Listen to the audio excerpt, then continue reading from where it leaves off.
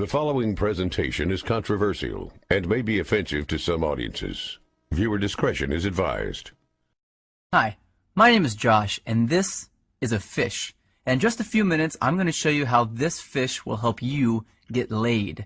And it'll do it without teaching you cheesy pickup lines that don't work, without letting you spend a dime on dinners and drinks, and without anyone ever noticing you're using his techniques on them. But first, I gotta warn you.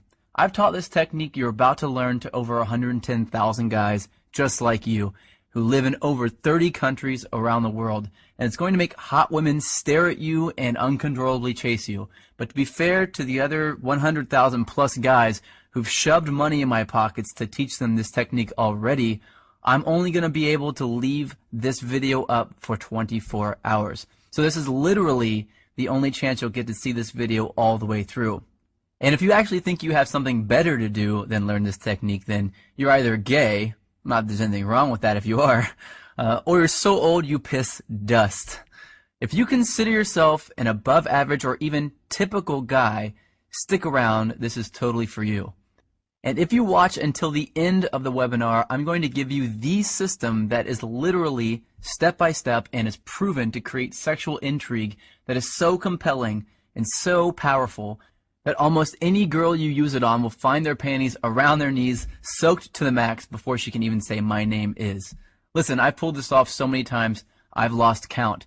It even works if she thinks you're unattractive. In fact, if you follow my step-by-step method to the letter, it's literally out of her control. She has to respond. Wouldn't that be a secret you'd love to know? Well, this is a fact. All women go through the same exact process every time they decide to sleep with a guy. And trust me, you've never seen anything like this before, so make sure you watch this video to the very end.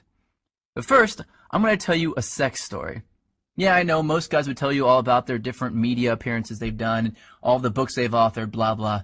And yeah, I could bore you with that crap. I have a credentialed resume that would make the biggest player you know run home to his mama.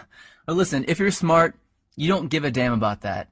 And I bet you don't. You probably just want the juice, the secret sauce. And I'm going to get to that in just a few seconds, right after my sex story. Deal? Cool. So how did this skinny little loser looking dude go from 0 to sleeping with up to 15 new hotties a month? Did I get rich? Did I memorize line after lame ass line? Did I put on pheromone cologne? Hell no. The truth is pretty brutal. I was an absolute leper with women until I discovered this system. If you looked up whipped in the dictionary, it'd say, see Josh Pellisier. In fact, if I hadn't hit complete rock bottom, I'd probably still be terrible to this day. You see, several years ago, I was living with my complete ice queen of an ex-girlfriend in North Carolina. She was hot, young, and she knew it.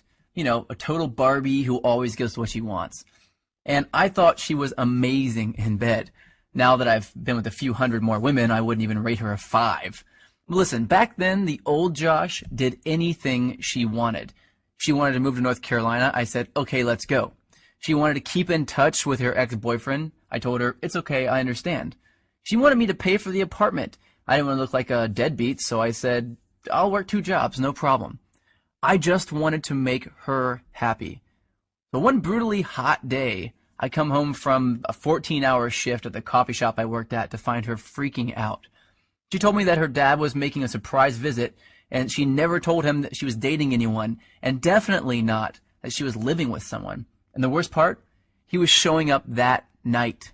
So she told me to get all my stuff and leave the house for a couple of days so he wouldn't find out that I lived there with her. And, like the little boy that I was, I left. I got all my stuff, packed it into my little crappy black Honda Accord, and drove out not having any idea where I'd go. I didn't have any friends in town, and I was way too proud to ask some random person if I could stay with them, so I drove around until I found a vacant house that was for sale, and I parked behind it hoping no one would notice me sleeping in my car. It wouldn't have been too bad, really, but I had to do it for 3 days in a row, and on the 3rd day, something happened and I snapped. See, I had to sleep with my windows open because it was way too hot to close them. But the mosquitoes were so bad that I had to use a blanket to keep them off me, so I only slept about 2 hours each night, and I couldn't even lean the driver's seat back because all my stuff was packed in the back seat behind me.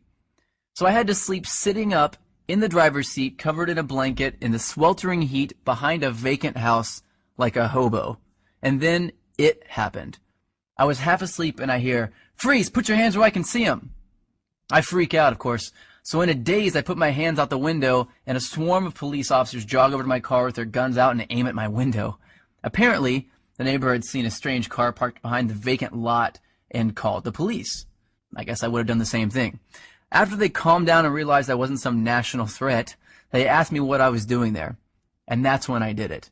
I told them that my girlfriend's dad was in town, and he didn't know we were dating, so I had to sleep in my car for a few days. That's when one cop turned off his flashlight, looked at the other cop in complete disbelief, and turned to me and said, "Seriously?" I was tired and I didn't have the energy to explain more, so I just said, "Yeah." I think he was still trying to be professional, so he told me that I needed to go somewhere else, and he told me to try sleeping in the Walmart parking lot. And as he was turning to walk back to his car, I heard him say, "Poor bastard." The rest of the night, I did some serious thinking. I sort of had to because I couldn't go to sleep. Have you ever been so tired that you can't fall asleep? Well, that was me. I just sort of woke up and realized that I was a complete and utter wuss. I was a sorry excuse for a man. If my dad knew how much of a wuss I'd become, he'd be disappointed.